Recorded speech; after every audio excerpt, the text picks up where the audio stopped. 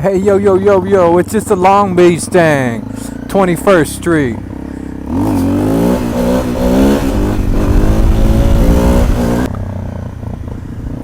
I just lubed my chain right now, which reminds me I gotta reset my mileage. So, what do people think about financial literacy? What do people think about, finances, financial institutions, money, debt, income, real wealth, fake wealth, all that? So, I definitely got to talk about that because, I was talking to my son, he's a 13-year-old kid, and he asked me about the stock market, which is kind of interesting because when I was 13, I didn't ask about the stock market. I didn't give a damn about no stock market. But, he asked about it. He asked about stock markets and stuff like that. And so I told him, this is what it is. It's a way for companies to go public and earn capital and, and build, and he thought that was interesting and stuff like that. But what about a lot of people out there that just don't know? That just don't know about their finances, about financial literacy and stuff like that. So I think I'm going to do that today. I want to do something small. Something easy, something interesting. I got to get gas real quick. So while I'm doing it, I'll talk about financial literacy. So first thing, part one of financial literacy. Well, the main thing is, if you're going to take money out and you're going to build a business or do a loan, everyone's like, oh man, you got to do this, you got to do that. And yeah, that's cool and all, but at the end of the day, it's three types of loans out there if you're going to start to get debt. But the main type of loan that I like to promote is a secured loan. Anyway, financial literacy. A secured credit card. Okay, you go into a secured credit card. There's a lot of types of secured credit cards out there, but the one that I like are from credit unions. Now, I just pulled a secured credit card out, and it was for $5,000, which is a lot because secured means that you need to put the money up front. So I had to put $5,000 up front. Of course, they run your credit and do all that, but most of the time they just give it to you. So the reason why I did a secured credit card over a regular credit card is where you kind of beg and ask and they see if it works out for you, is because with a secured credit card, if you ever just want the money back, then you make the default, you make the loan, right? I'm sorry, you don't default. You make the loan zero, as in you pay off everything you owe on it. And then there you go. You have nothing on debt to the bank, and you take the money back. Now, there's advantages and disadvantages. The disadvantages are a high RPR rate. The APR rate's a lot higher. It's like 18% compared to normal.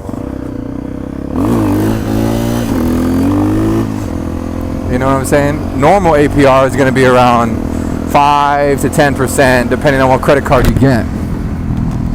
But for secured, mine is 18, even though through a credit union, which is the lowest possible I've seen.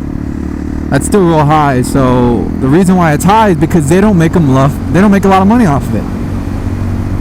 It's secured. You have the money up front. So now other types of credit would be you go and you beg and you ask and stuff like that, and you put collateral up, and you got your job, your income, and all that stuff. And those are cool and all, and you usually get a lower income. A lower APR, and that's the benefit.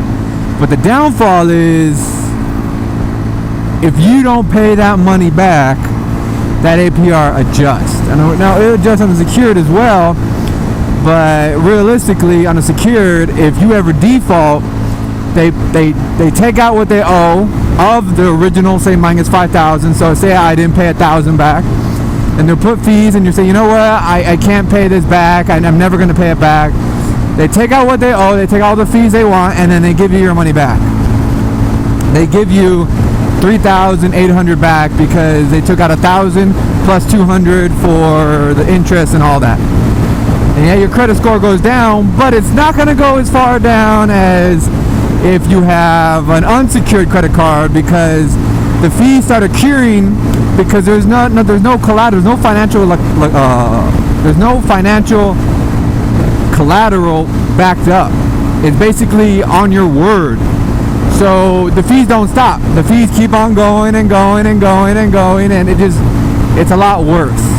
So I'm just saying, if you're going to default on a credit card, if you know you're going to do a credit card to default, which I hope you don't do, but if you know you're going to default on a credit card, you don't plan to, but I recommend going to secured, because you put the money up, and that's the problem, is most people don't have the money to be put up first. They don't have that money to put it up. And I recommend, well, if you don't have the money, maybe you shouldn't get into debt. How about that? So the advantage that I'm trying to do is I'm trying to build my credit score. So right now I have a $5,000 secured credit card through a financial credit union, a federal credit union, financial, through a federal credit union.